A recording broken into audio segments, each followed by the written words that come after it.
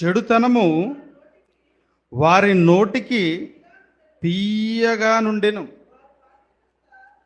వారి నాలుక క్రింద దాన్ని దాచిపెట్టిరి, దాన్ని పోనీయక భద్రము చేసుకొనిరి, నోట దాన్ని ఉంచుకున్నారటండి. చూడండి చూడండి ఎలాంటి ఒక అద్భుతమైన విషయాలను దేవుడు రాయించాడు చూడండి. ఇవేంటంటే మన మేలుకొలుపు కొరకు,